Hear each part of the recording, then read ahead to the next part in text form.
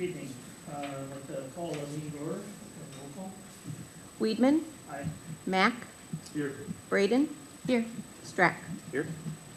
Okay. Forum, we do pledge allegiance.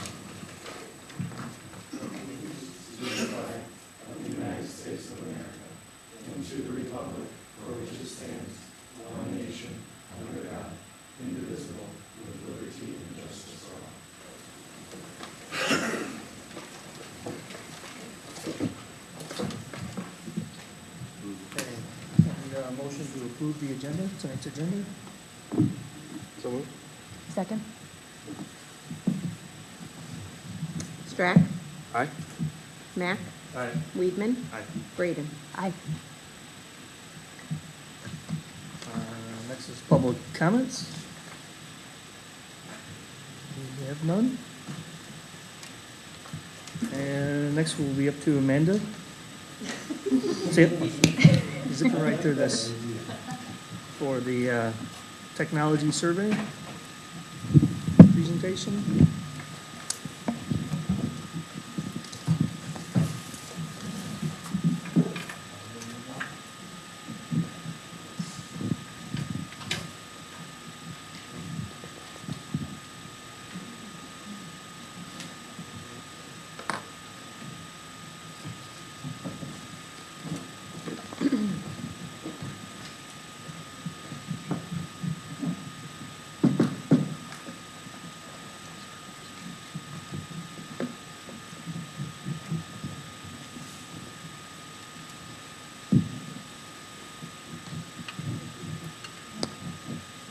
Okay. Okay, so having 4 months into our one-to-one program, we thought it was important that we ask the, whoa. There, okay. We asked, okay.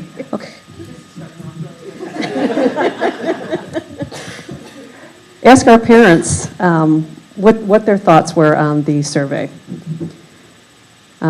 So if we, a little reminder about our timeline, we started in October with our communication plan, a survey, November, ordering the devices, then we created a Chromebook Care video, January we distributed the devices, and then in February to June we had some staff professional development, and the devices were in the kids' hands. And this has always been sort of our practice time between January and June. We were trying to get the devices in there, talk to the teachers, and then now get information from the parents to see what we need to do for next year. Just a reminder of our vision and beliefs. We want to make sure that we are using technology as a tool, and that we have a balance between technology and other educational tools. We believe that the ongoing professional development is essential, and you'll see that in our results from the parent survey. We need to have a variety of technology, and we want to create an atmosphere where all our students are responsible digital citizens. Okay, so when we gave the survey, we just wanted to collect a little bit of data about who was responding. So we just asked the parents if they would please share their child's grade level. And we also did ask families, if you have more than one student, please complete the survey for each grade level that your student is in. So you can see we actually had a fairly even amount across all of the grade levels that we did deploy one-to-one. And we first asked our families, have our students become dependent on the device to complete the work? So we're kind of looking at the agree and the strongly agree category. And if you look at the agree and strongly agree category, that's the majority of our parents feel that the children were using the device to complete homework at home. And then, again, looking at how successful they were completing any schoolwork at home, we wanted to see the agree and the strongly agree with a high percentage. And again, it's more than 50% if you put those two groups together. So we were pleased to see that. So next question we asked was about technical issues with the device. Overall, the Overwhelming response, 90% of the parents and families said no, we haven't had any technical issues with devices. A few families said yes. We did ask families to share with us the technical issues that they encountered. Most often, it was a lost stylus, followed by problems connecting to Wi-Fi or to printers at home, which unfortunately we are not able to help with. Followed by a power button or the device not turning on and the bad battery. But all of those two last issues were all sent out, repaired, and resolved. So we're happy to hear that. All right, next question we asked, how does your child use the district-issued device at home? Because we know it's not going to be just for schoolwork. We know that other things might happen or the students might use the device for something else. But again, overwhelmingly, 92% of the responses were they're using it for homework, research, and studying. And even when it came to the games, most of the families clarified, there was an other section, that it was educational games. So it's not video games, it's more educational games. So that was also very positive to hear. Probably couldn't figure out that was choose as many as you would like, Mhm. so it doesn't add up to 100.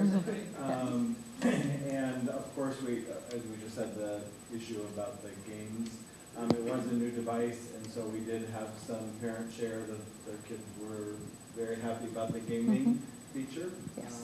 But others did clarify that it was for math games specifically. Yeah. All right. With the new device, we were asking our students to take some new responsibilities at home.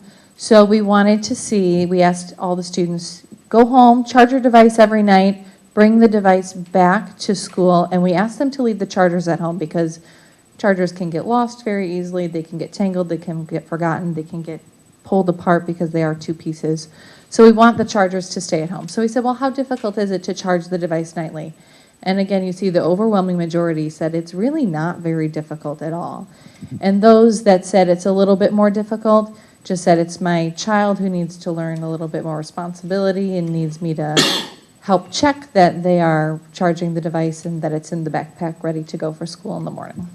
And the ones that were way over were the ones that the parents said, we have to tell our kids and we don't want to have to remind them. So that was... So then we asked our families to rate your experience with your child bringing home the device. 1 being a very disappointing experience, 5 being an excellent experience. And when you ask these kinds of questions, you're bound to get all sorts of various responses. But again, the majority of our families rated it a 4 or a 5, good experience. Some really good celebrations were parents were happy regarding the balance between technology and paper pencil work that they were seeing. It's helped teach our students responsibility, and it's overall been a good experience. Some of the things we might need to consider for the future, more communication with our families regarding what the students should be working on the device at home. We heard some feedback that students may have started not using their agenda or their assignment notebook because it was all on the computer. Well, that makes it difficult for parents to see and realize what they should be doing. So some more communication regarding that. More training to help our families monitor screen time at home, setting those boundaries and limits at home. More PD for our teachers, and we did have some who said that it's heavy to carry in the backpack.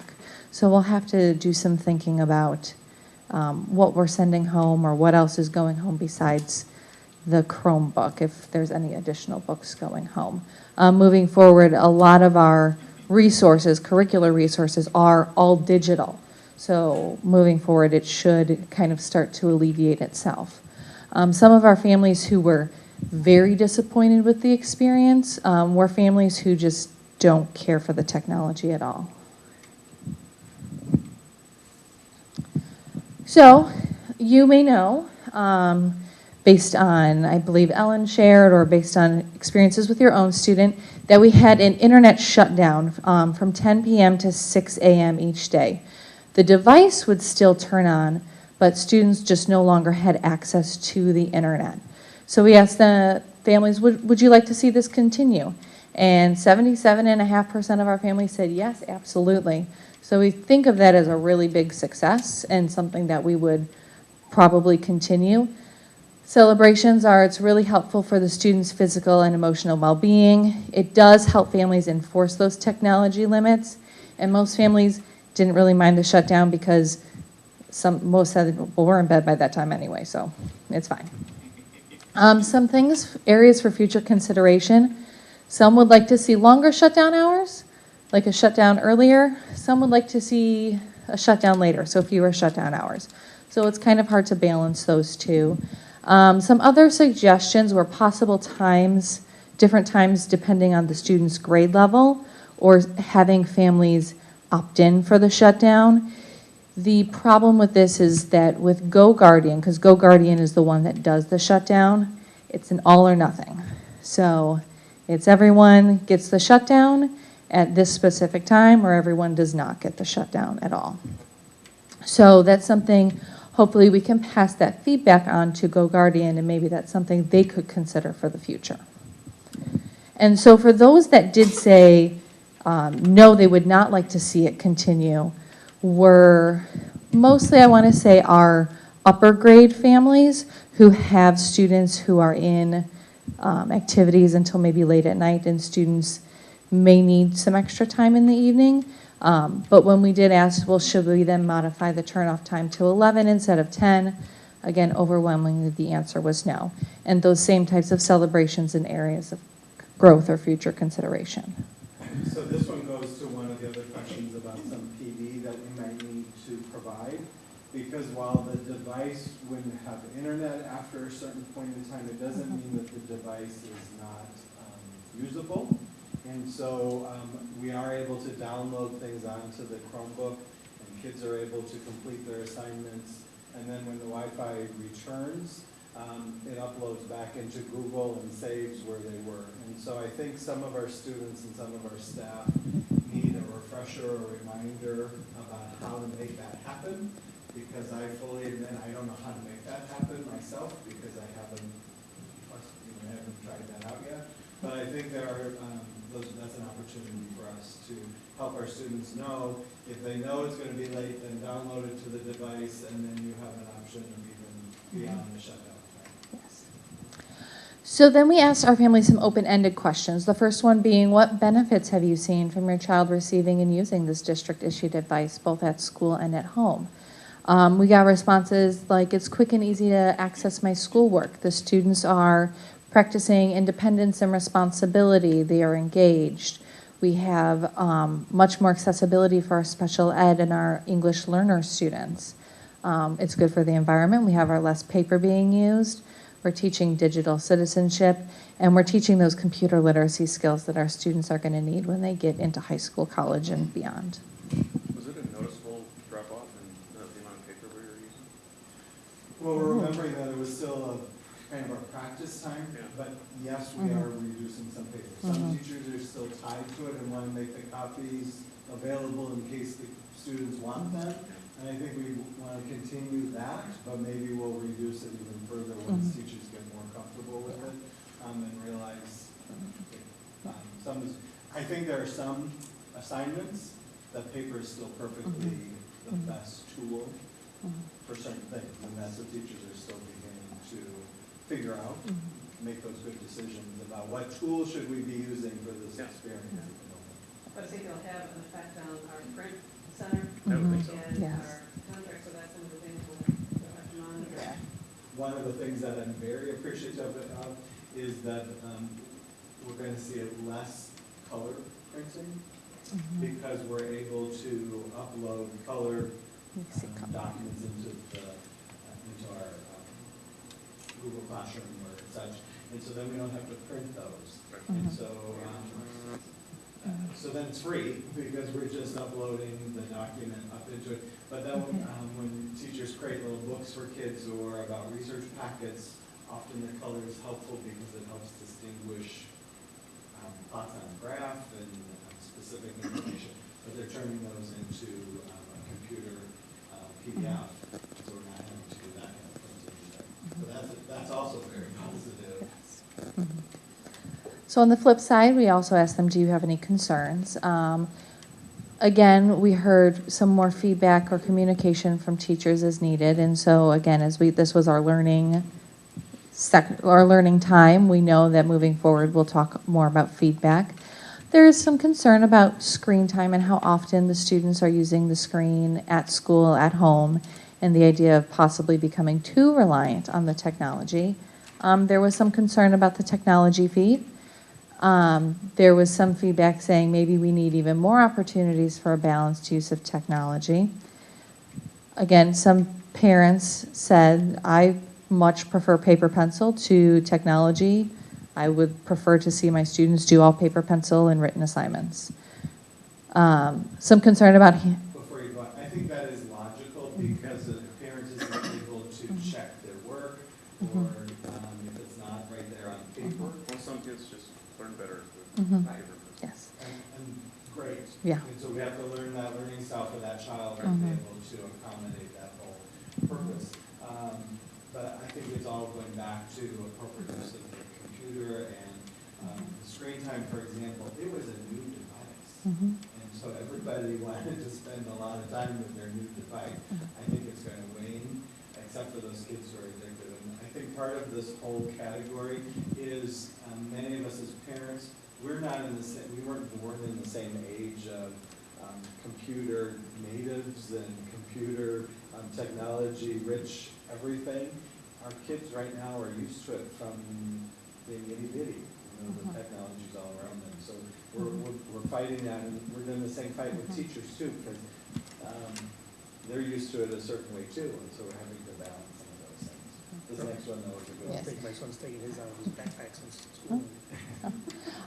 So then another concern we heard from several families was a concern about handwriting, which a few weeks ago you, as the board, approved our consistent handwriting resource. So starting with the fall, all of our students, K-4, will have consistent education in handwriting, paper pencil, not necessarily every day, but at least 50 minutes a week. So that might average to 10 or 15 minutes a day, or on days where it might be a little bit more hectic of a school day, as long as we get to about 50 minutes a week of handwriting instruction, students will be getting that consistently K-4.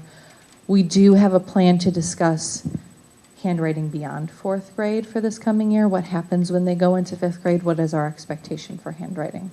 So that I can say we are definitely considering and kind of checking that one off the list of something that we can feel good about moving forward. We spent a portion of the day today unpacking all of the boxes for the K-4 handwriting. And we're going to go into buildings as early as next week, and so we'll have them fully ready. Everything's here. Nothing was missing.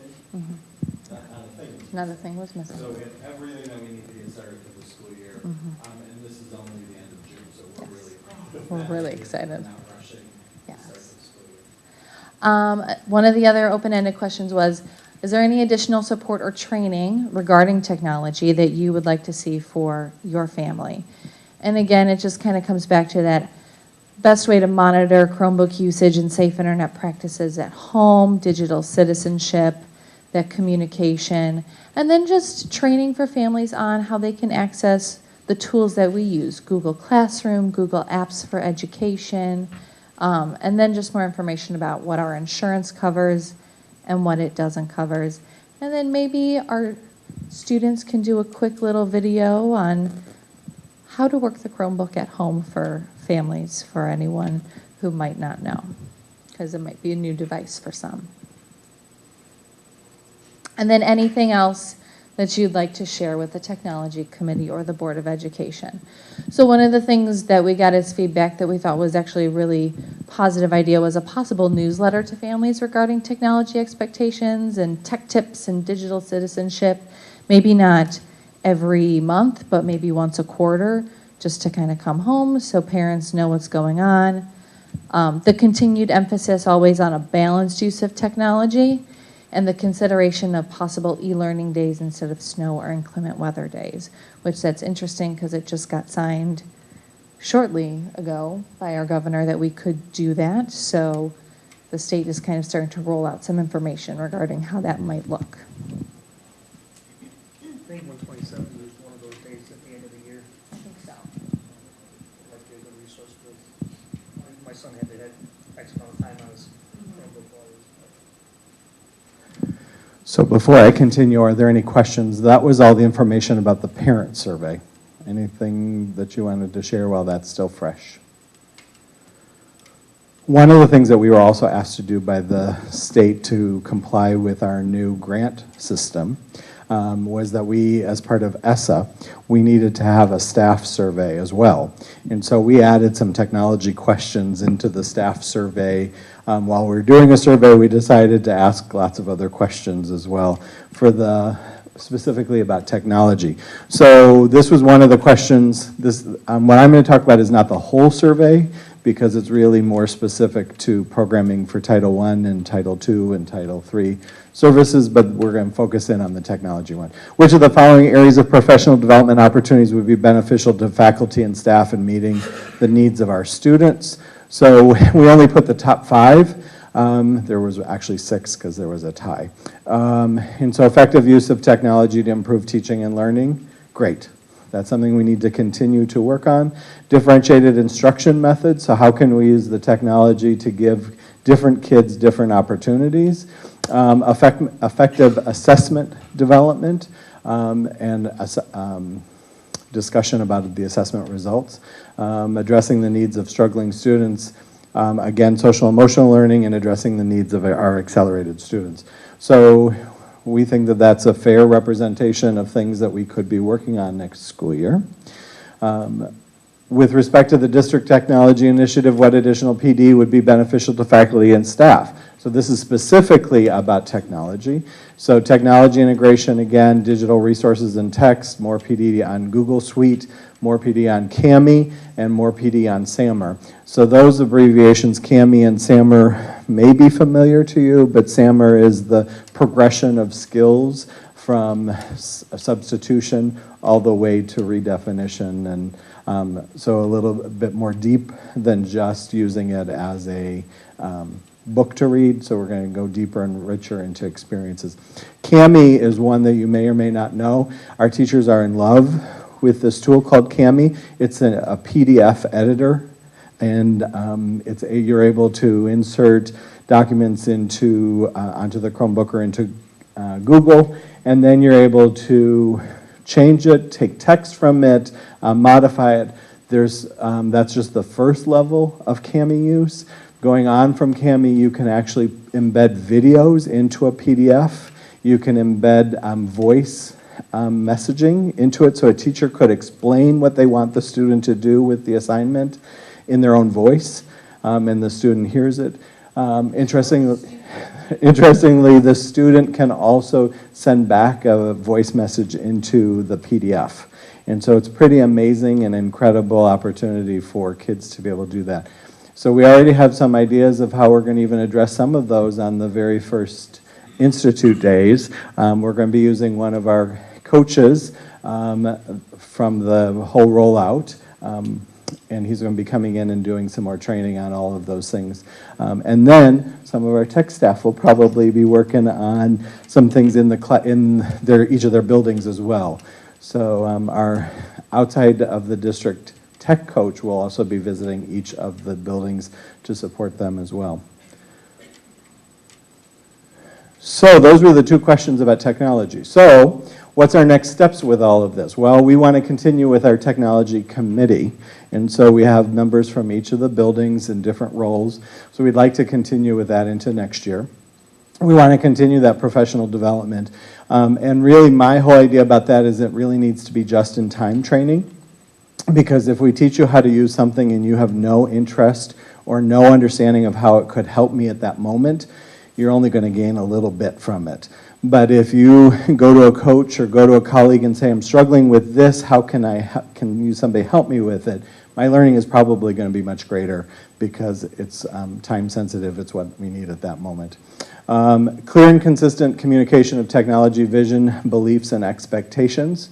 So one of those, for example, is that we've asked all of our teachers to start working and getting used to something called Google Classroom. It's our way to organize all of the digital resources. So this year, we asked many of our teachers, we asked all of them. Many of our teachers started playing with it, working on it. But for next school year, we're going to ask that every single classroom is actively working with Google Classroom. The thing that's really amazing about Google Classroom is it's like your assignment notebook, plus a whole lot more. And the good thing is that we can invite our parents into Google Classroom. So parents can see what the kids are doing and when the assignments are due and what the criteria is for the assignments. So I think that's going to be part of our PD that we'll need to help parents understand how they log in, how they get a code from their teacher and be able to get into that. So those are all at the back to school night that we'll want to be emphasizing for our teachers so that they can get all of our students' families into Google Classroom. So that's one of the expectations, but also that whole idea about a balance. We still have some work to do on that. Lots of discussions about what's working and what I might need some more help on. And that additional family education and communication.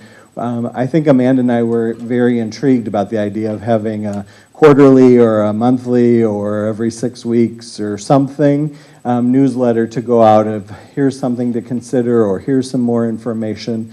And we know that the parents who probably need it may not find the time to read it, but it will be good to send it out to everybody so that it's available. We'll have those posted as well.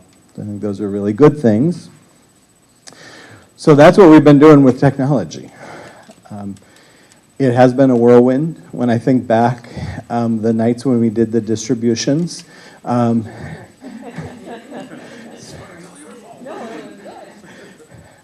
and wow, how far we've come from those nights to get all of our students, all of their devices. And when we walk through buildings, we see kids with them, but we also don't see them all the time because I'm a firm believer in the communication, the face-to-face, the interactions with students, the building of dialogue and discourse, all of those things too have to happen.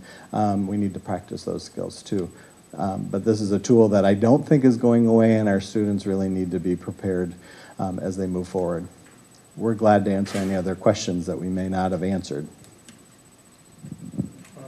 On the code for the Google Classroom, would that be something that could just go in the registration packet? It's for every class period, and so we may not know all the kids who are, if they're new students and stuff. So we can certainly try to figure that out. But if it's in the middle school, for example, there's a code for science and a code for social science. And so the whole idea is that the teachers would be able to send a message to their parents, which they can do, and then they would include that code. But if the parents don't know, why am I getting this code and what is it going to do for me, we need to be able to explain all those kind of things. Back to school, not absolutely. Thank you. Great job, guys.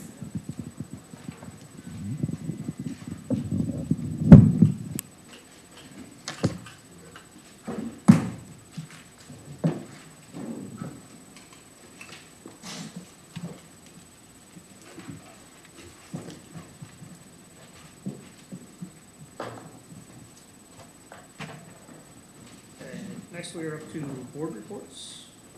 Any board members have anything? No? Okay. All right, well, we're going to start paving next week at Prairie View. And John has worked with Mr. Murray and the preschool coordinator to make sure they know the difference for bus drop-off and pickup and where parents are going to be. How long do you know how long it'll be?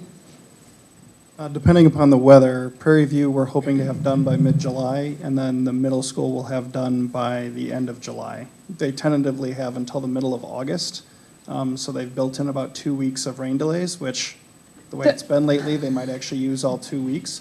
But we're more than confident that even with that obviously very large buffer, that we'll be able to get everything done long before school's in session. We're still waiting for enough dry days in succession to do the sealing and striping at Frederick. We're just not getting it. And there's still, as you said, water bubbling up through the cracks, and we can't do that, do any of the seal coating until after there's no more water. So let's hope that that happens. And summer school's going great. Prairie View, Avon, and Frederick. And see, there is quite an increase in the number of students in the EL program. Barbara, you about even with? Yeah, we have a slight decrease. Okay. But because of all of our bilingual students now going to the EL summer school, so we're counting that as kind of a lot. Yeah, so it looks pretty good. How many total students do we have in this? Oh, I'd have to find that out. I don't know. Anything else, she said it was 194. 190. Yes, and then in just the Avon Title I summer school, we have around 65. So And I'm not sure about Frederick. I'll have to, I don't know about Frederick, I just remember EL was 194 compared to 133 last year, so it's quite a jump. We're really excited about that. that's it.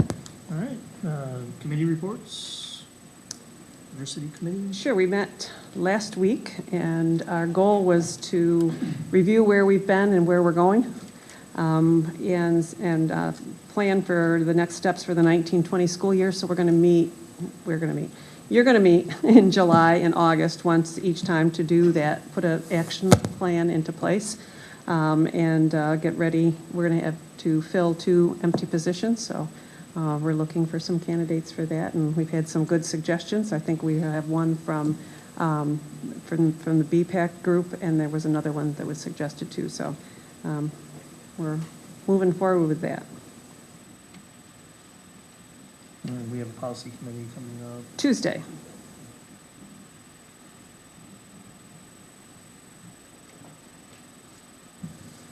Okay, next is the consent agenda. We have a motion to approve the consent agenda with the addendum that was given to us this evening. Second? Braden. Aye. Strack. Aye. Matt. Aye. Weedman. Aye. Okay, next we are up to action items. And the first one is a motion to approve the 2018-2019 final school calendar. So moved. I'll second. We had to make the changes because of the 4 School day. school, snow winter, days. snow, cold, I guess, the cold days. Weedman. Aye. Matt. Aye. Braden. Strack. Aye.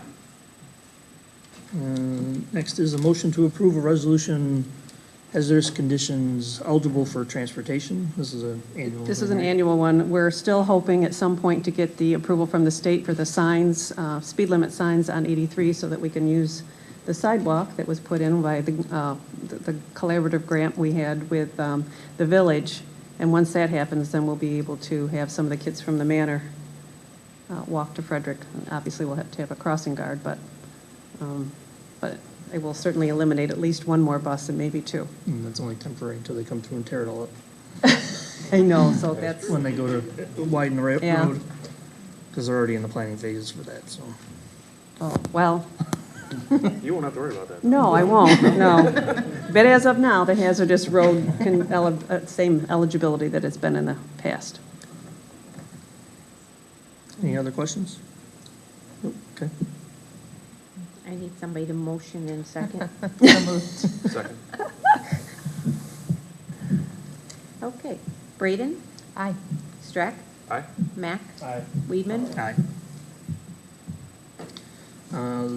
Next is a motion to approve the addition of security cameras at Park Campus at a cost of $21,950. And I believe this is coming out of extra building funds, right? Yes. John, I'll let you Yeah, fill Park in. had a little bit of a surplus at the end of the year, so we were able to address some security concerns that they had for student discipline and security in general. So on their initiative, they wanted to install some security cameras, so we worked with them. And obviously, we wanted to try to get it through on this year's budget since this is where they had the surplus. So Are these mostly outside cameras, or they? there'll be a lot of internal cameras, Okay. hallways or other public areas. Okay. I'll make the motion. Strack. Aye. Mac. Aye. Braden. Aye. Weedman. Aye. Hold your breath, Aaron. Next is a motion to approve a contract as presented for Aaron Gross, who's sitting in the front row over there, to be the principal of assistant principal of GMS. Oh, that's awesome, I'll do that too, right? The assistant principal of GMS, beginning July 1st, 2019. He's one of the first candidates to kind of go through that whole interview process. Right? Yes, he did. And Chris it was Wilson. very, very involved, wasn't it? So I'll make that motion. I'll second. Anybody have any questions? No? Mr. Smith was, he had to do something with his family tonight, otherwise he would have been here, so he was apologetic ahead of time that he sent you on your own. Okay. Mack, Aye. Braden, Aye. Strack, Aye. Weedman. Aye. Congratulations, welcome. Yeah. Yeah. I'd say the cake was for you, but there's something else going on tonight. Good timing. All right, next is unfinished business. The first one is discussion of Citizens Institute on Rural Design Grant that Christy Miller had brought up. Stephen, are you gonna, Well, yeah, and we don't have an update on the Oh. grant just yet, but this was kind of a reboot. If you remember, a couple years back, when I first joined the board, there was the idea of having a community engagement committee, which kind of started and then kind of dissipated and never really took off. And Christie's suggestion is to try and get that rebooted. And this is part of what would help that take place. And the grant is centered around getting resources for the district to create to get help creating a community engagement network and plan through the resources in this grant rather than trying to get it to take off by ourselves, which I think was some of the problems that we had when we were trying to formulate it and make it work and make it an effective tool for that. And so the grant itself, which she'll have likely an update at the next board meeting, is getting a resource to create a dashboard, am I right in that? she's, I think she's still in the stage of trying to, Information? Information, gathering? yep. Okay, so that's the large kind of 10,000-foot view at this point, where the committee would be a point of resource for all the other committees that work in the district, like diversity and so on and so forth. So that's where we're starting. And she will have a more detailed update at the next meeting. Did I miss anything? no, I think you got it. Did you determine we're eligible, Ellen? Were there any red flags? No. No, I talked to the person, I can't remember his name, but he said that, it surprised me that we could be considered to be a rural area, but We did have a campground years ago. that's probably what pushed it into The yeah. Cages Lake Campground? So, in fact, the gentleman I talked to was very pleased. They don't get educational groups applying for this, so. But just, there's only 3 in the United States, so 3 people there are 3 groups that would get this. But at least it's a start. So we'll see where it goes. Very competitive. Yes. And so if we can do our best to get up there and try for it, that's great. But we also realize that there might be others who meet the criteria stronger than we. Okay. Any other questions? Okay. The next is the continued discussion of the Harger expansion. So if we remember right, we as board had discussed this kind of basically almost starting in March or so, we started discussing the possibility of abating some taxes to help keep Harger Electric inside of our district and inside of Grays Lake. 127 backed out and decided that they were going to be a no in the whole project. So we kind of left it as a board that we were just going to, let the village know, we'll see what they had for next steps, what they had for other ideas. I sent out an email, actually I sent it through Ellen to the board, a conversation or a phone conversation I had with Mayor Taylor, outlining, we're willing to try and help where we can. We have different philosophies on how to do that. I told them, and I think I gave them a fairly honest opinion, that we had a split board, and that some were on the fence, and some were an absolute no, and some were, probably a yes. So, and I think that was a fair assessment of our board, because I didn't want to lead them on that, yeah, we're all for it, because that's not the truth. So I told them that, we were waiting for them to come back with alternate ideas or alternate plans. Shortly after, Mike Ellis called Ellen, and they had a conversation, and she pretty much said, we're waiting to see what else you can come up with. So they gave us what we have in our packet today. They kind of outlined three proposals. Two of them I think we've already discussed ad nauseum, and I think as a board, I think that both of those are going to be hard to swallow. However, they also came up with option 3, which, as you remember, the village had offered to help us pay for the improvements to Frederick School's parking lot, the rear parking lot, and restripe and everything else like that.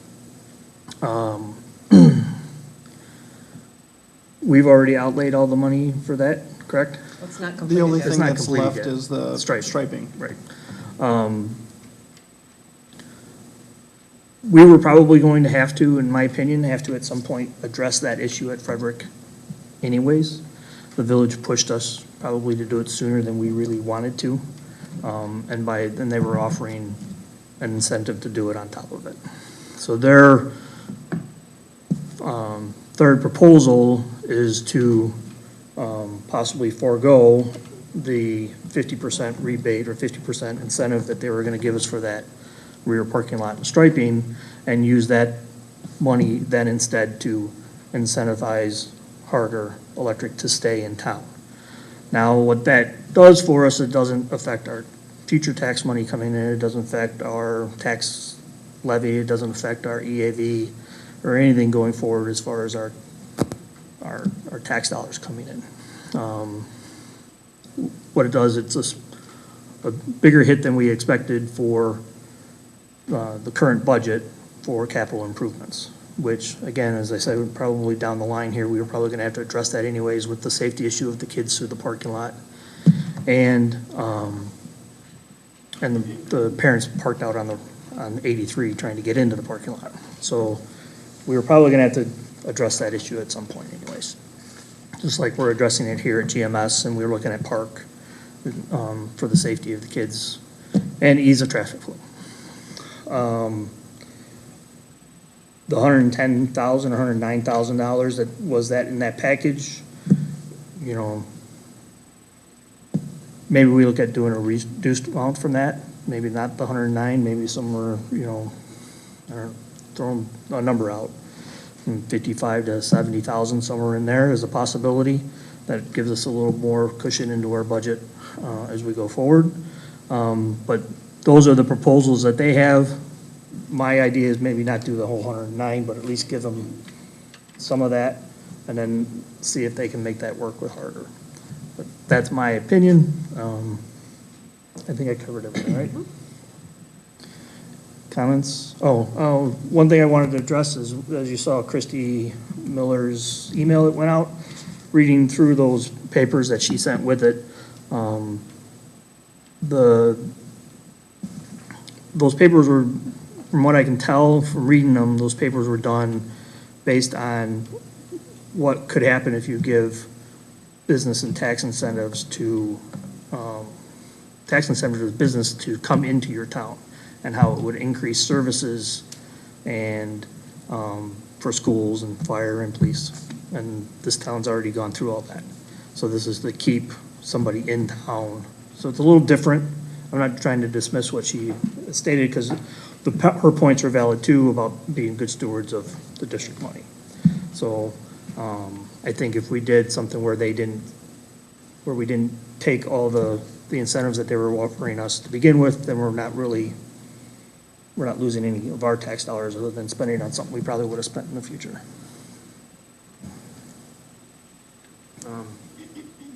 To address the last point first, I mean, if the business is expanding as significantly as Harder would seem to want to, that's going to increase the cost of the village for various services, whether it's water and sewer, police and fire, or whatever. It will increase costs in some fashion. I think, I'm still of the opinion that we should not continue with this endeavor. The first two proposals aren't really any different than things we've seen before. I have a hard time, do we already have an agreement in place with them for the parking lot? We do. Right, So so, it's my understanding that they wouldn't go back on it because we didn't do something with them, but yeah, I mean, well, that would be unprofessional. And honestly, I think the way they've approached this has not been as professionally done as it could have been. The information they provided as far as the Harger background and all of that information is also not anything we haven't seen before, for the most part. They mentioned how long they've been in the village and other things. The schools have been in the village a lot longer than they have. We occupy a lot more square footage than they do. We employ probably 5 times as many people as they do. We also generate local economic activity. I have a hard time being the piggy bank for the village to be able to provide incentives to businesses. And I think that they should live up to their responsibility and manage this themselves, and understand that asking school districts that are already inadequately funded to abate money for a private business or to forego reimbursement for an agreed upon deal is to me just entirely the wrong approach to take, and I don't think that we should continue with this at all.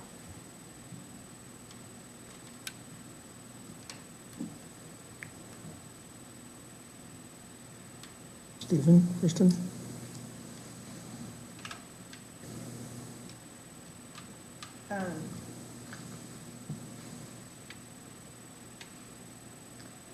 I guess, what Christy said resonated with me, which is communities must work to retain and attract new businesses. Yes. And I believe a stronger partnership between all of the taxing bodies as well as the village and our board and other boards is really important. And at the same time, I think our job is to hold the tension between our jobs to fund our schools and to hold that tension and be the voice for that in the community.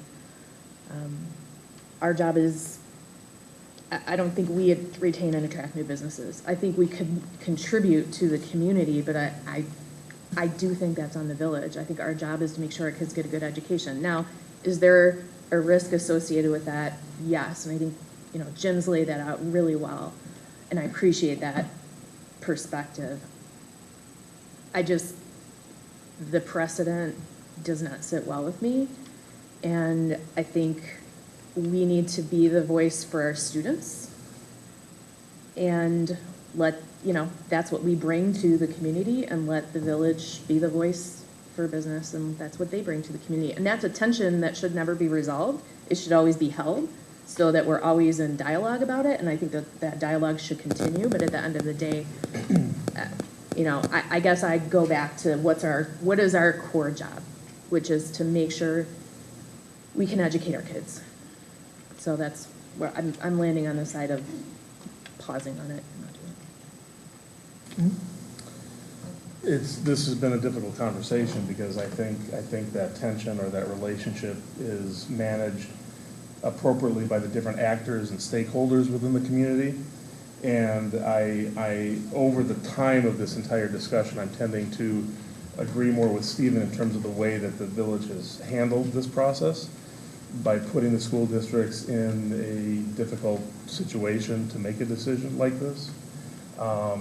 I from a purely relationship building standpoint, I like option 3, but I am realizing more and more the more I read, the more I research, and the more I discuss this, that balance between what a village is supposed to do and what school districts are supposed to do has put us in a really difficult position. I don't want to abdicate our role as education board for something that should be handled by those who are elected to manage the village processes. So I'm more inclined now to back away from this than I was before.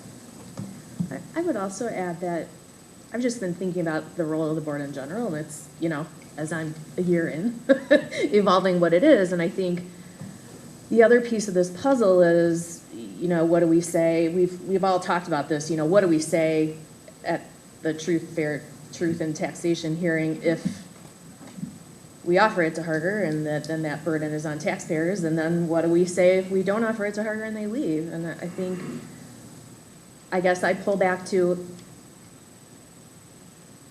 in the scope of this board, it's our job to tax the community to fund our schools,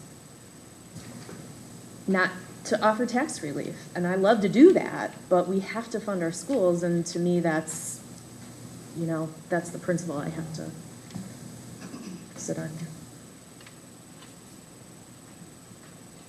Okay.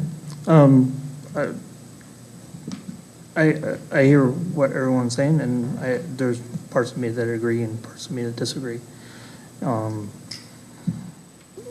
I see the opportunity to, A, work with the community and try and keep somebody in town. B, increase our tax revenue versus the potential to lose tax revenue, which, as you just stated, would be just as big of a burden on the rest of the taxpayers if they do get up and leave. Whereas,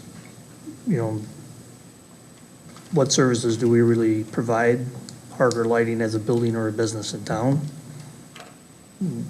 Unless their kids live in this district, we only educate their kids. I shouldn't say only, but we educate their kids. We don't provide any other services to them. We don't have to respond to them. And we've had the opportunity to go from, I think it was $28,000 a year in tax revenue from a building to $42,000 a year for 5 years, and then $48,000 a year for the remainder and going up. I see as a positive revenue generating temporary business solution to be able to do that. Again, if they get up and leave, which they could do even if we agree, now we go from $24,000 or $28,000 in tax revenue down to 10, and that rest of that kind of gets spread out between the rest of the district. So that's where I'm coming from, is somebody looking at the dollars coming into the district, looking for positive dollars instead of negative dollars.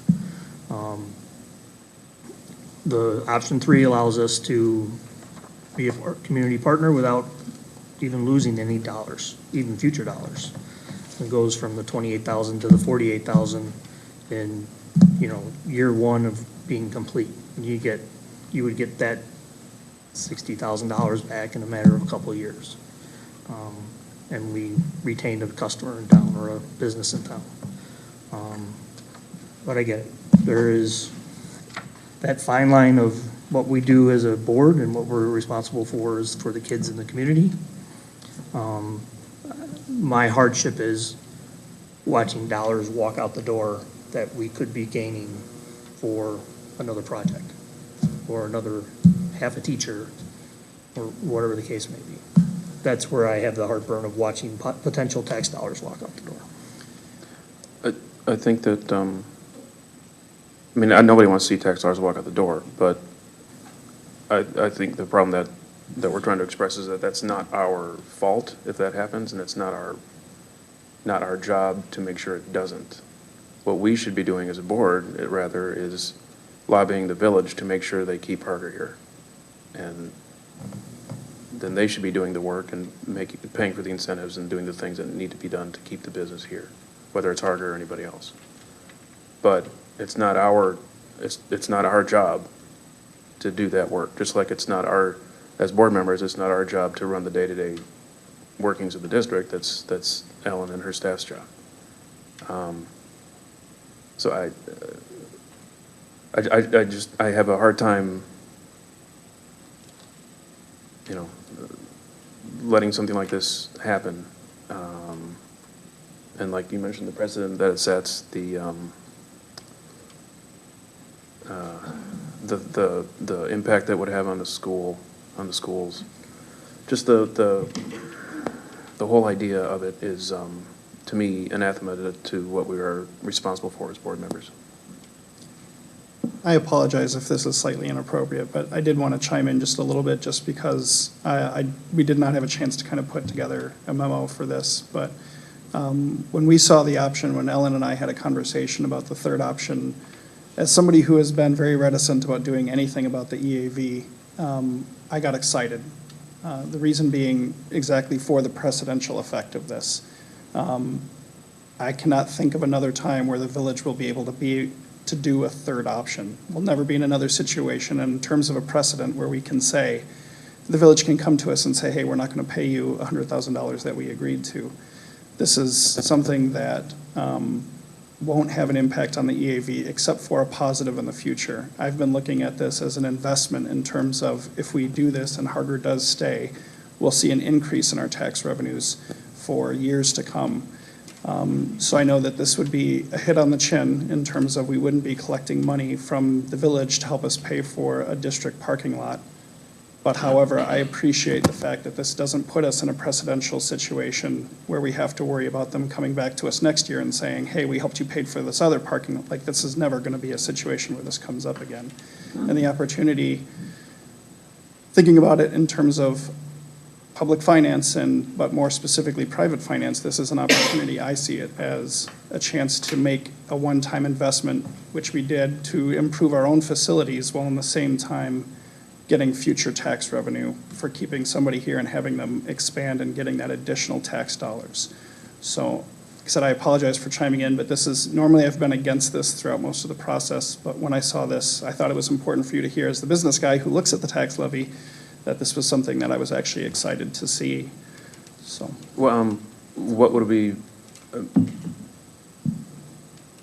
So we forego the $109,000. What would we have been able to spend that money on? And that's actually the other point I should have mentioned as well. Jim is exactly right. This was something, Frederick parking lot has been on our radar of something to be improved and worked on anyway. So theoretically, what was so appealing about doing Frederick last year was the village said that they would actually help us pay for something that we were already planning on doing anyway. So that's why I was kind of looking at this as, yes, I'm not getting money from the village that the village promised, but this is an expense that we were probably going to have to make anyway. And the village as a variable might not have been there anyway. Right. What you're saying. Well, but we're in the situation where they are there. Right. And Absolutely. so now we're in a position where we're foregoing $100,000.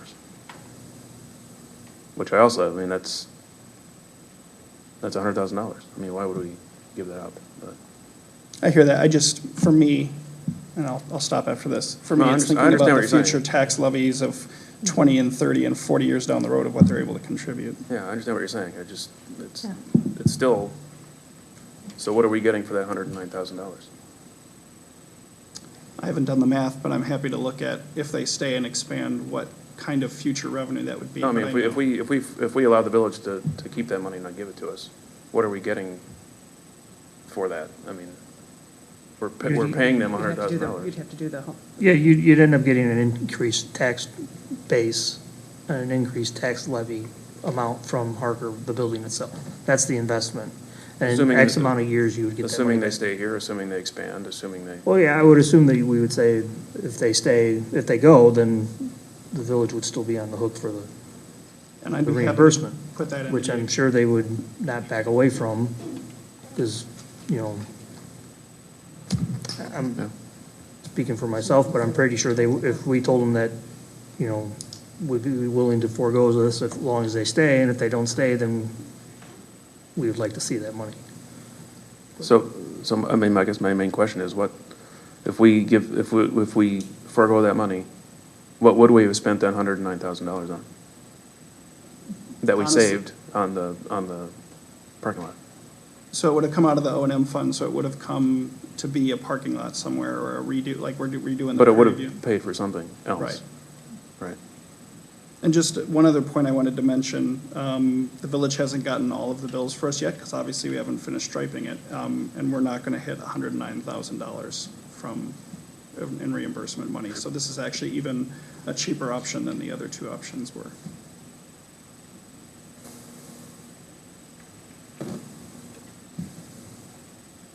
I'd like to hear from the other three board members personally.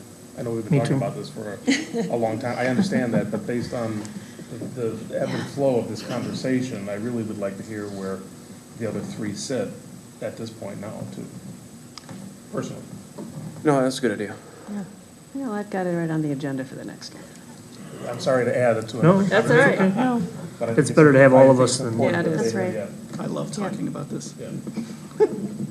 Well, Speak for are there any yourself. questions that we should have him have ready for the next meeting regarding projections of how long it would take for us to recoup the dollars, what we would have maybe spent it on in the future anyways, what Yeah, the, what's you know, the opportunity I cost think of part it? of this, part of tonight, we're talking about the 5-year plan, right? Right. That's why we have our architect in the building as it is. Yep. So he's gonna talk about our 5-year plan as we go forward anyways, so maybe that helps us. Just as a with that point, discussion. just as a general comment too, if we're always thinking about the collaborativeness of these types of things, not once has the village sent a representative to talk with us, to my knowledge, about this. No, we had a one, meeting. but I don't believe this, yeah, you had the meeting. We had a meeting between me and Right. Kathleen, the village, the park district, the fire district, Oh, that's right.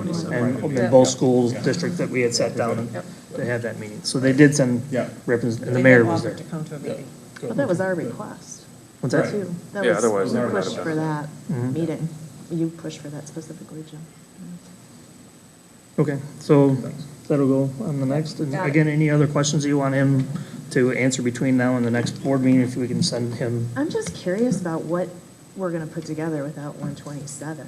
I mean, what can be put together that is appealing to them? You know, what percentage is that 109 or a portion thereof to that package? Right. And is it even, is it gonna amount to anything? And then is the village gonna make up 127s? And It if they sounded can like they sort were of- gonna try and put the best package they could together with or without 127, Okay. or with or without us, and hope that it would And float. see what happens. Okay, thanks. Okay, so we're up to new business, I believe, if I'm on track here. You are. Last week I wasn't, or 2 weeks ago I wasn't, so. We are talking about discussion on carpet of the Woodview School Library. And I am more than happy to turn this over to Ms. Santelli. All right, and I'm more than happy to bring my information specialist. Come with me, so.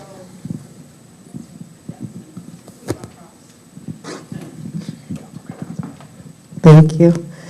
So I did bring my information specialist, Jill Tarnowski, with me, so there's no computer glitches. She's going to actually plug in, because she has a little, but we're making sure we have the right pieces that we need up here.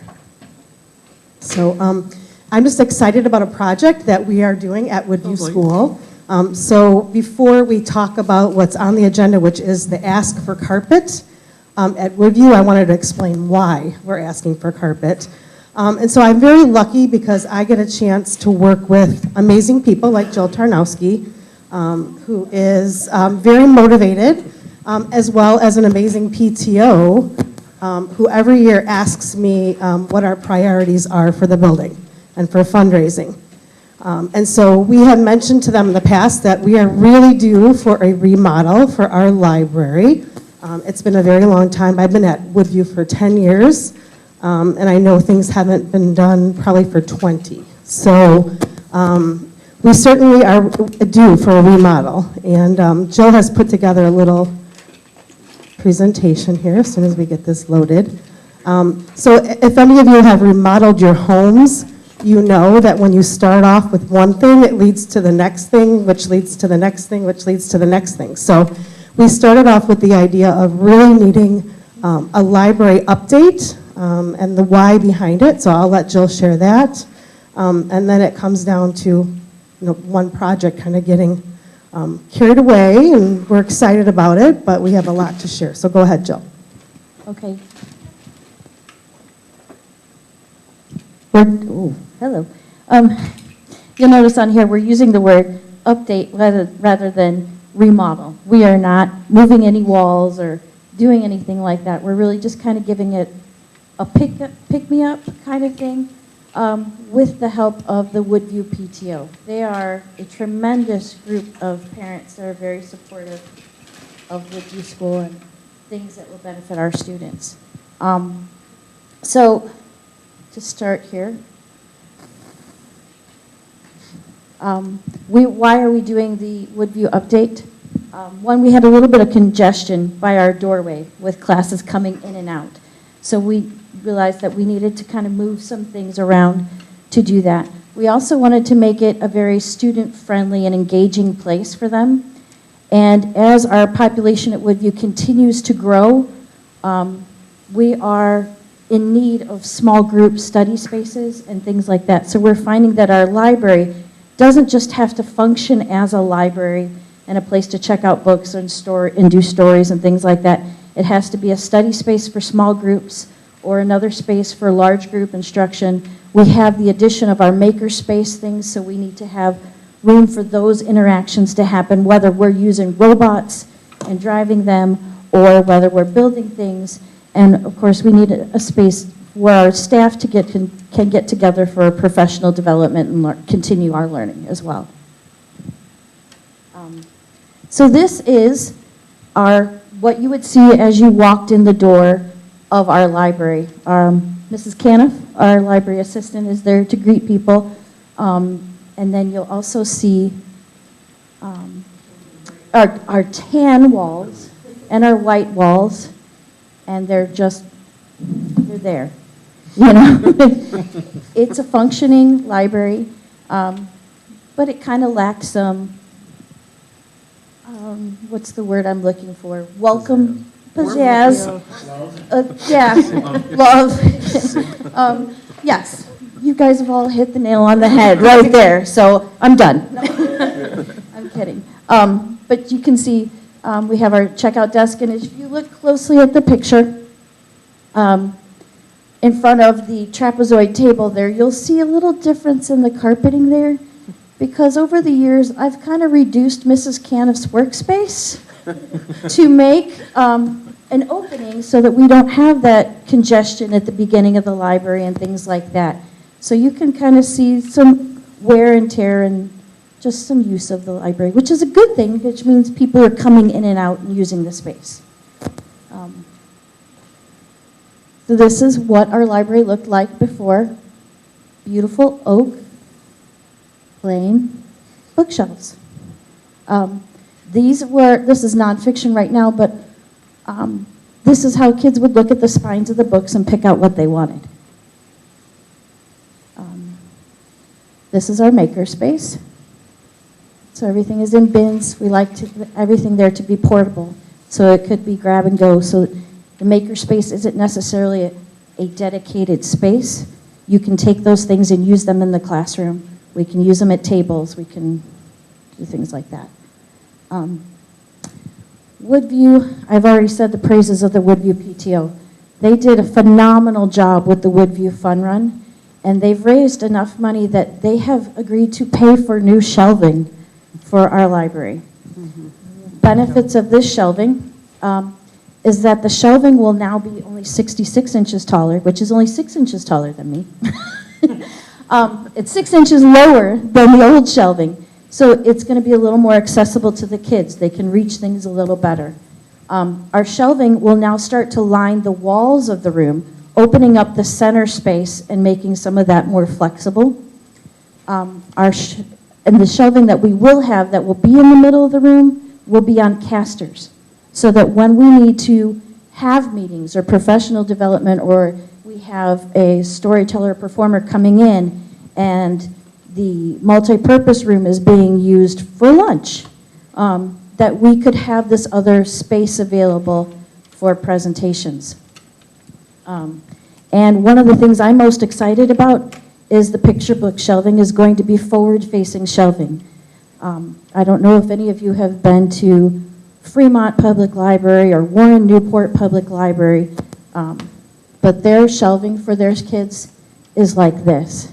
So the kids can see the fronts of the books, and I'm about to date myself here, but if you remember looking through album covers when you're buying things, you know, couple weekends ago. Things are much more appealing when you can see the cover of the material that you're looking through. So we're trying to make it, we spend a lot of time and effort teaching the kids to read. We want them to be excited about their reading and make good make choices about what they're picking out. So this is one of our big motivators for the library update.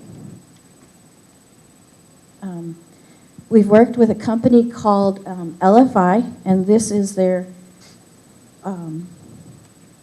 design for us. The numbers on the blocks are the height of the shelving there. And then you'll see that where those arrows are that are red, all of that is free shelving that we were able to get from Thomas Ford Public Library. They were doing an update of themselves and advertised their shelving for free on the Rails website. So I sent them a nice little email and said, hey, we're a school library and we'd like to do an update. Can we have your shelves? And they said, sure, come get them. So that's exactly what we did. It saved us thousands of dollars. Okay. Where'd you have to go? Where's the? Near Hinsdale. Oh, okay. So we actually traveled to that library and picked up the shelving pieces. Literally picked up and carried the shelving pieces back and stored them, and then inventoried them with the company to see the pieces, how they would fit together with the big proposal that they had worked up for us. So it ended up being about a third, would you say, Jill, of the library shelving? Yes, this whole area, if you'll see this nonfiction collection, well, they have it labeled as nonfiction, but this will be where our chapter book collection goes. So all of this is what we were able to get for free. Wow. So the PTO was funded these areas, our movable shelving, and then this wonderful, in my opinion, forward-facing picture book shelving.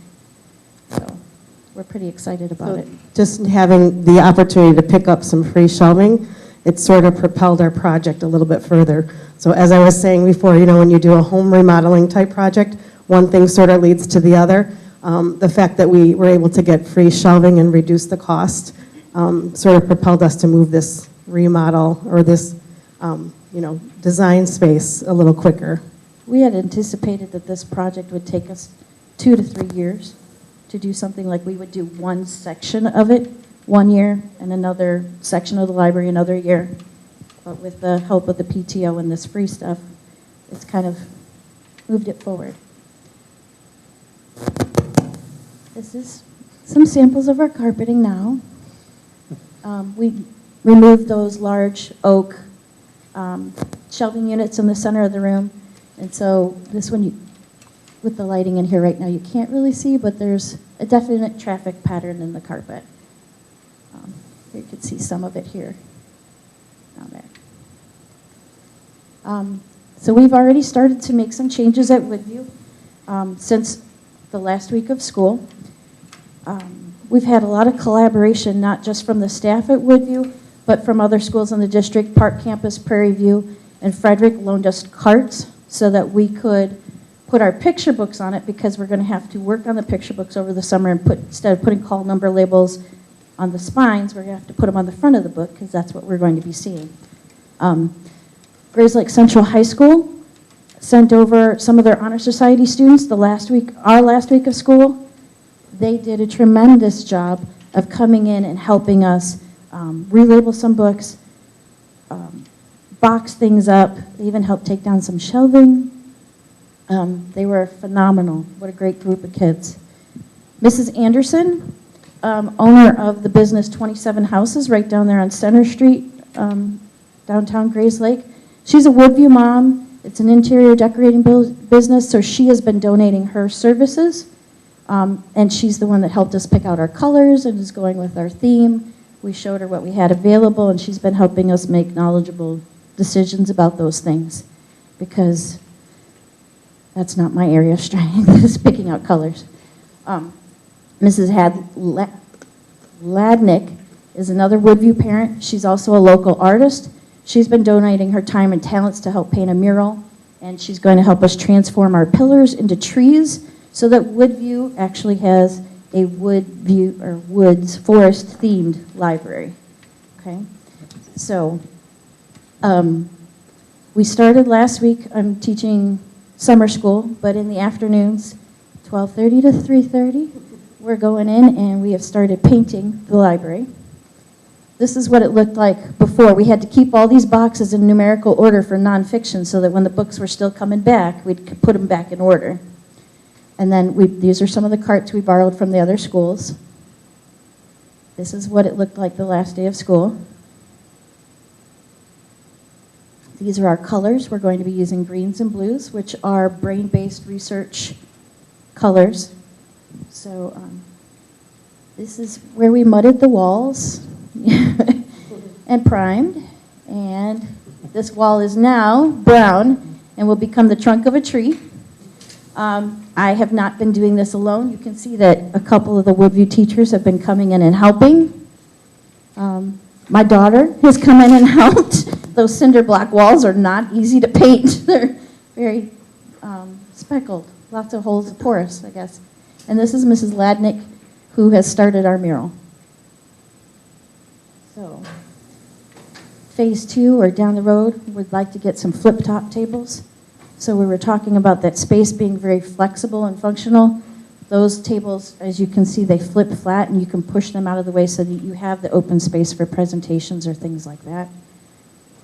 Our windows, we're talking about getting some bench seating so we can pull a table up to them, and we talked about the small group meeting spaces. These aren't necessarily the things that we'd like to buy, but just kind of a general idea. Pinterest. Yeah, exactly, Pinterest. So, so that's kind of what's been going on and what our process is so far.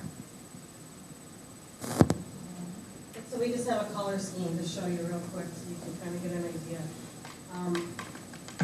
Keith had a company come out, put a proposal together, which I think you've seen. And then here are a couple of the, yeah, you can hold that up, 'cause that's a challenging thing to hold. But anyway, the shelving color is this brownish beige color. And then the colors that are going to line the end caps of our shelving units will look like this. We chose some bright colors, as Jill mentioned, so greens and blues to kind of highlight our walls. This darker one. That was very bright. So these two colors were on the walls that you saw. And the carpet color, our expert parent kind of helped us choose some colors. There was a lot of discussion on the color of carpet is where you go with, because you don't want to show the wear and tear as much, and we're going to go with right off the bat. You're like, blue, yes. Well, we looked at the big pictures of it, and we're like, that might be too much. So we were going with something more neutral. We are going with the forest theme, so we were tending to go with some of the browns here, more like earth tone type things, and then there's sort of something else on that side piece. So, if you look at the booklet front here, which doesn't have any pages, but we tend to put a little track around the edge of it, which is a little darker color, which is really going to be walking around the front of the shelf. So Keith, did we miss anything about the carpet? No? Okay. Do you have any questions? No? And the cost again, Keith? It's approximately $16,000 for the computer lab and library. And it wouldn't be carpet squares. Carpet squares would become very popular and not more expensive than doing broadroom carpeting. So I would rather have carpet squares, but it was almost double the price.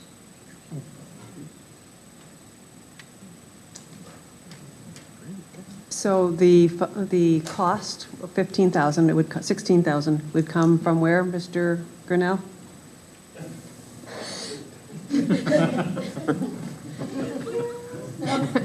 So that's when I kindly say, could this happen? Because one of the things that we're dealing with, obviously, is the timeline. We would love to have the space finished before the kids return. Obviously, you can see there's a lot of different moving pieces to this. The painting, the shelving, and so the carpet becomes a challenge because that's the base for everything before we can actually start building shelves and returning books to shelves. It would be nice to have that carpet underneath. So We're just hoping to move along as far as we can in this process, and then hopefully have that carpet as that additional piece. That would be amazing.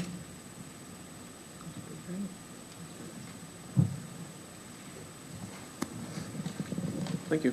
Thank you. Thank you very much. Anybody have any problems with letting them move forward? And they'll move forward, Keith. Keith, go, get moving. Thank you.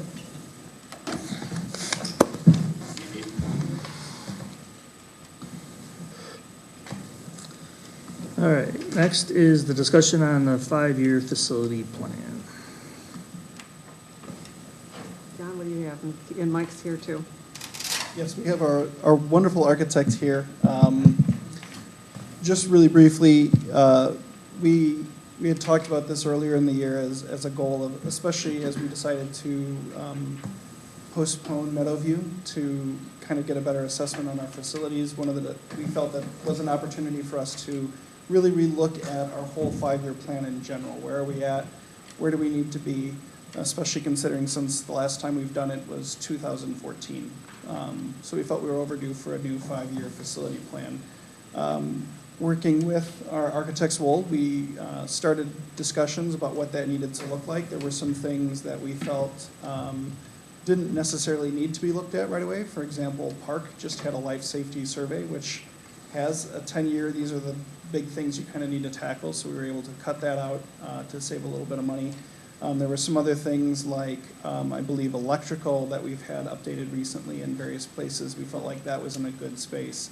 And then some other areas like carpeting, Woodview's getting redone, thanks to you guys and gals. So we felt like there was some things that if it's surface level stuff, that's easy for us to see that needs to be done. So we're able to focus a lot on some of the bigger pieces like paving and roofs and other pieces of the area. Is there any other areas that you guys are going to be looking at that I've missed out? Ventilating, air conditioning, so if there are rooftop units that are at the end of their lifespan, within the next 10 years, that will be scheduled to replace. So the pavement is one area. And really, part of the facility assessment is really to walk all the buildings and go room by room, and kind of get another set of eyes to see where we can get current some of the district repair, equipment, prioritizing all of those items so that if something is due to be replaced 5 years from now, we can't push it to 6 or maybe do it earlier. We like to put them there package for big. So those are strategies for long-term plan a lot of so it's comprehensive and the data that the districts are done that we incorporated with interviews with Keith and John about what they're aware of. Their thoughts on what should be priority, so it's really kind of a comprehensive snapshot and roadmap. Did you do our last long-range plan? No. No, With did Jim. the last health and safety Or no, survey. Fanning Howie. I don't know. What, Fanning Howie. I think it was 13 was the last one. Yeah, it was. That's why it's kind of a push to get one. We didn't do it last year because of doing part. But we really should get one again. Because again, for budgeting, it's quite handy. We can push stuff back and forth to kind of make the money fit. It's a handy thing for budgeting. We've used the last one like crazy, but it's outdated. Yeah. We'll do documents every year. It's updated. It's focused on facilities, not programmatic needs. If there's a known programmatic improvement, that would be bold instead, but kind of main focus of the facility. Anybody have any questions? So could we put it on for action at the next Mm-hmm. agenda? Okay, so in July. Thank you. Okay, next is a discussion of a board resolution regarding the timeliness of state assessment results. I think we've discussed this in the past regarding, they take the test in, I don't know, January, February, and we don't see the results until the following January, February, so it's kind of hard to keep up with student achievement and assessments. So we put together, and actually it's in here, you want to go over the rest Yeah, of so it? we, Amanda, Paul, and I put together a resolution following the guidelines put forth by the School Board Association, and it has to be in by June 26th to be considered for the fall and November III conference. And they said to be, clear and not lengthy, which is what we did. So basically, it was just be it resolved that the Illinois Association of School Boards shall return test results in a manner and time that will allow school districts to maximize student learning. It does not help our teachers any when we get the results back 6 months, a year later. We put our rationale, and if you are okay with it, we'll send it in and see if they will accept it. Seems like a simple one to me, but, Seems like common sense. yeah. Nothing is that simple. It just was in the state superintendent's message Yes. that she has this as a high priority as well. So hopefully if the state superintendent is pushing it. She's on and board, other yeah. entities are pushing it, then I think that would be, hopefully we can get that back. Was there another resolution we talked about at some point? I Was feel there? like there was, and I can't remember. That we had said, oh, we should. I think that It was Was it this one? Yeah, Okay. this is the one, Right. yes. we talked about it at Park. Yes, thank you. Useless knowledge up here. Okay, So we'll go ahead with that Yep. and send it in. And next is a discussion of the 5-year financial and debt projections. That's me again. Y'all love hearing from me about our wonderful 5-year projections. So, as you can see in your board packet, there are some tentative projections for what the next 5 years are going to look like. I focused specifically on our 3 big operating funds. That's our education fund, our operations and maintenance fund, and our transportation fund. Without going too far into it, education fund, as we've said before, we're looking at deficit spending for the next 2 years at about $500,000, and then that number increasing as it goes.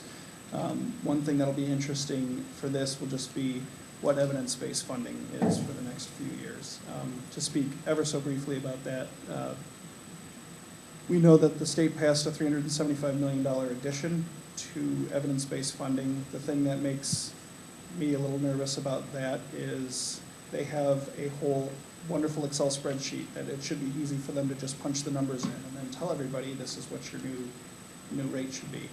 They haven't done that, which leads me to believe that they're going to do something to change the percentages or the formulas again.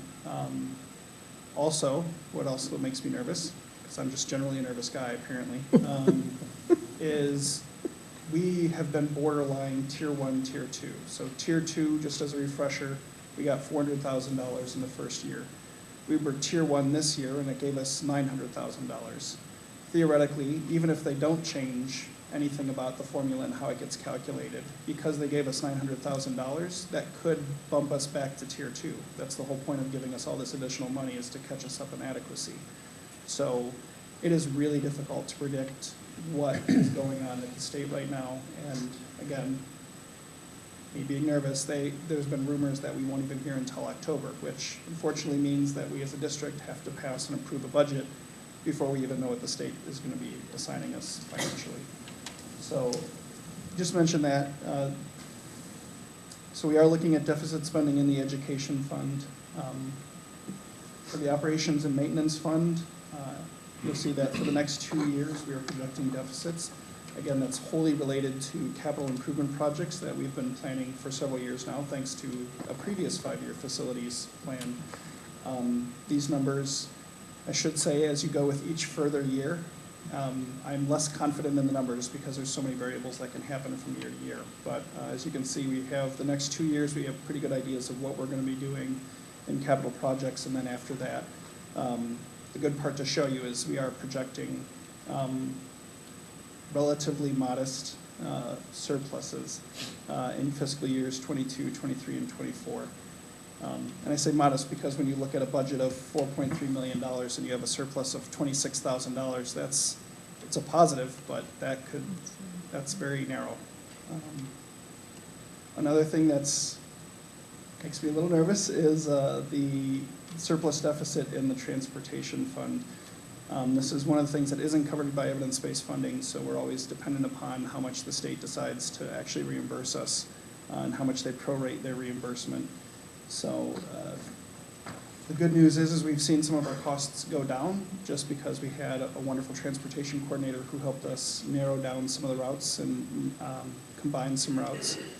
But that also means we're getting less revenue in terms of reimbursement. So we're projecting a little bit of a deficit in those areas. That I'll be more interested to see how another year or two plays out with the changes that we made to the routes. So that's kind of the big three. I'm going to just jump really quick to the debt projections. Let me start off by saying congratulations. We've paid off one of our bonds this year, so we're now down one more bond. Yes, that's huge. So right now we have, in terms of large bonds, one thing I don't have in this is our solar debt certificates.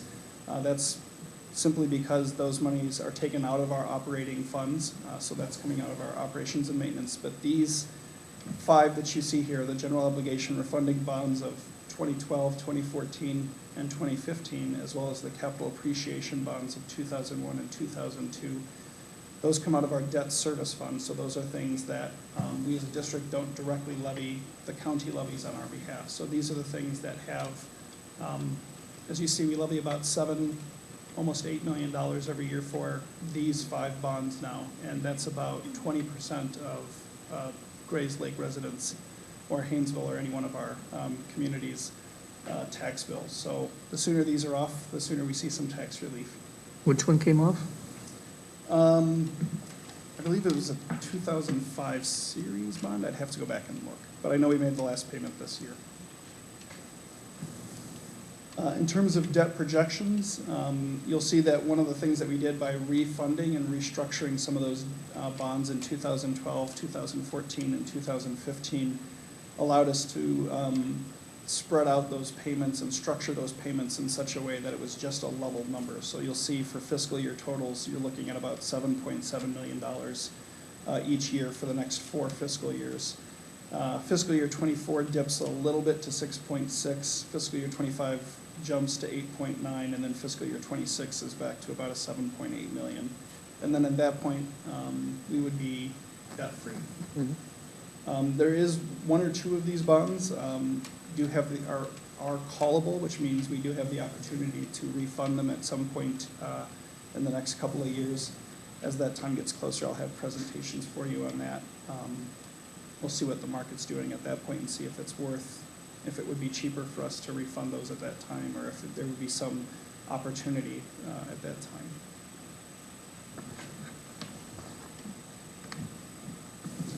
Any questions? No? Okay. We are up to topics for future agendas. I think you have a long list. I do.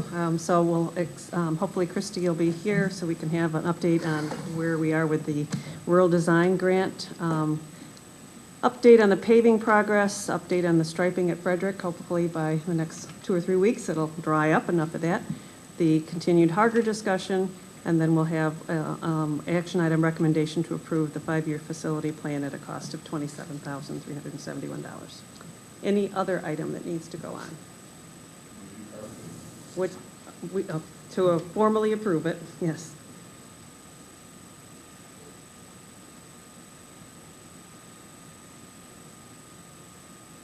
And I think that's all I have.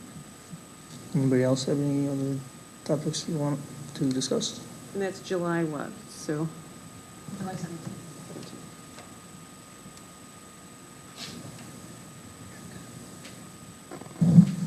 Okay. Next will be our final opportunity for public comment. Anybody have anything? Yeah, actually, I Okay. jumped. Come on up and grab a microphone, please.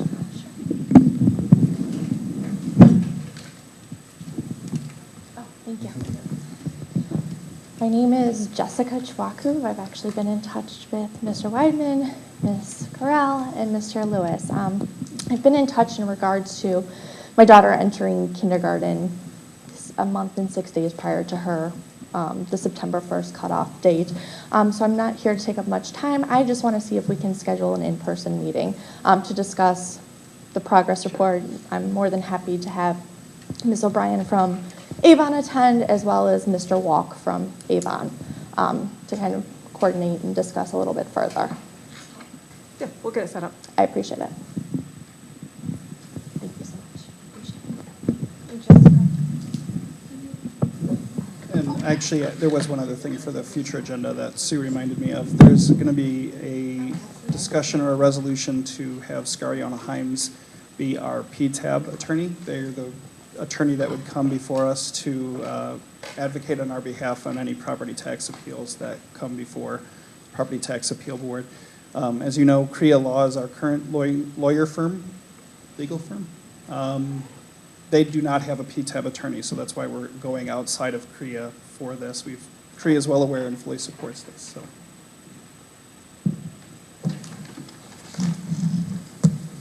Okay, I think that's all I have. that's all you got? Yeah, You got these note cards in front of you. I know. I don't need them.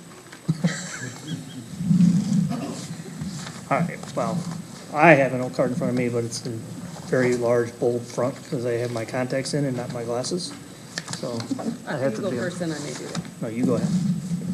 You go right ahead. Oh, I go ahead? You know, you're Ladies just- first. Yeah, ladies first. So we've seen, I've seen, but most of us around here have seen a lot of changes over the last 14 years. But none, in my opinion, as dramatic as the change that has occurred on the board.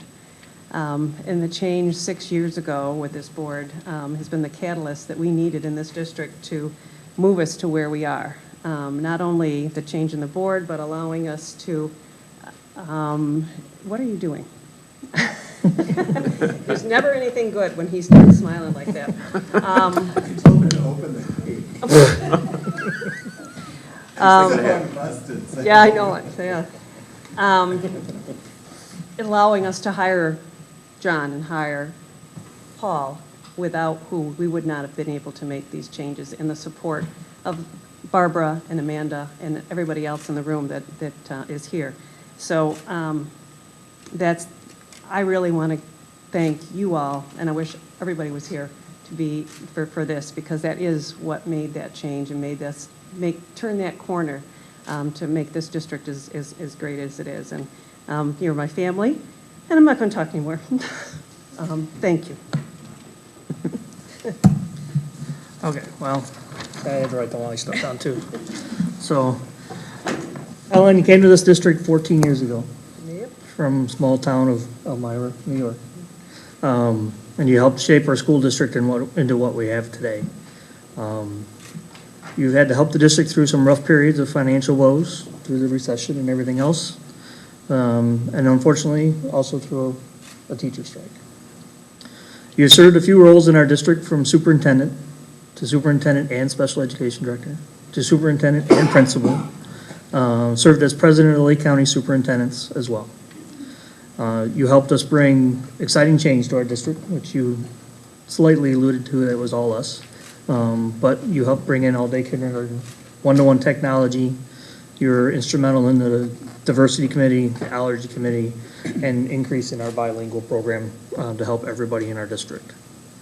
You have supported staff when they pitched new ideas. You gave many employees the support they needed to succeed, which in turn made D46 better as a whole. Some say you gambled on them. As we were talking the other day at your retirement, a few people said you gambled on them to take their job. I think it was more of seeing the potential in the individual and giving them the support they needed. For all you've done for District 46, we as the board want to thank you for your time, your effort, and your love for education. Please enjoy your retirement. And we have a plaque for you.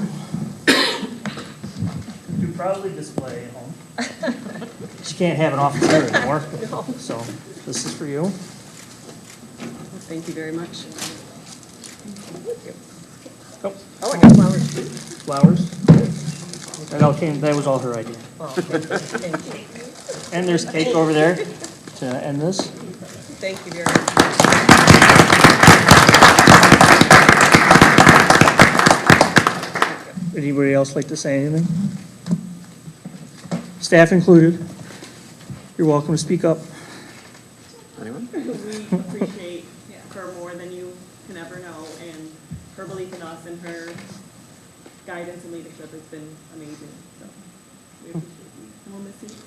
We don't know what this place is going to look like without you. We're leaving it in good hands. Speaking as somebody who you took the gamble on, I just wanted to personally and publicly say thank you for taking that gamble. And thank you for all that you've meant for me personally and for this district, going to all the different buildings and seeing the impact that you've had. The fingerprints are everywhere, from solar to, and this is just in my year, from solar to one-to-one technology. You're an excellent vision caster, and you have helped the district and me personally grow as a leader. So I just wanted to say thank you as well. Ellen, I first got a chance to really meet you when we started working on the diversity committee together, before I came onto the board. And so we've made that a really excellent experience. And the solar project was another one. But instead of speaking as a board member, I have to speak as a family, because you impact a lot of families in the district, but I can only thank you for impacting mine. And you know that I always share the story about my daughter and D46 being a really excellent place in Illinois, which doesn't always have a good reputation, for students with special needs. And Isabella graduated 8th grade a couple weeks ago. And when we first moved into Grays Lake 15 years ago, we never imagined as parents with the needs that she has that might have been possible. And the school district, with all of the teachers and staff and board members and everyone who has made that possible, is extraordinary. I can't wait for my other two children to go through the same process, because I know they're going to be in excellent hands. But your visionary leadership and ability to create a pocket of gold for families who have children with needs is something that deserves to be lauded and stands out in the entire state. And I think that is attributable to you and your staff and the teachers. And like I've said before, I'll always advocate for that. So it's been a pleasure. I'm going to miss you, and thank you for all the work that you've done.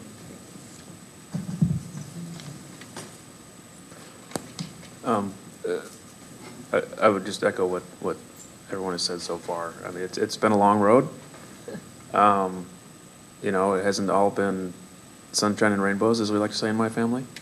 But I want to say thank you for your service to the community and for your service to the students in this district. The leadership that you've shown and the progress that we've made over the past several years has been phenomenal and just very noticeable to the community, and then everyone understands where we were and where we are now. No one more than probably us on the board. So just thank you for all the work you've put in and for everything that you've done for the district. Thank you. Thank you. So, one of the first stories I heard you tell about yourself Oh, no. was when you decided to get your superintendent certificate. Someone asked you what you wanted to do, and you said, I want to be a superintendent. And they said, women aren't superintendents. Very true. And I remember you saying, I said, watch this, basically. And so, you know, to me, it's so important to see women in leadership and women in leadership in education. And I love that this district promotes that, and we don't just have women teaching, but we have women leading those women teaching.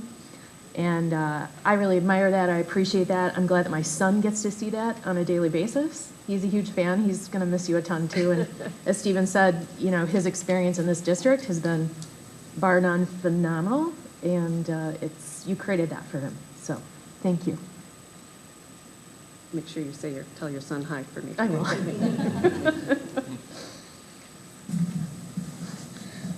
Let's eat cake. All right, so, yeah, we can adjourn the meeting. We'll have a closed session meeting, but we can go. She's going to keep us on track. On track tonight. Actually, you don't need to, you don't need to go into, we'll just vote to go into closed session, we'll break, and then we'll go in, because we have to adjourn the meeting after we're done with the closed session. Yeah. Right, but I mean, for now. For You now. got to go in close, yeah. Motion to go into close after the break and cake. So moved. Second? We're not gonna just take the. Aye. Strack, Aye? Weedman, Aye. Braden. Aye. So you're saying there's cake?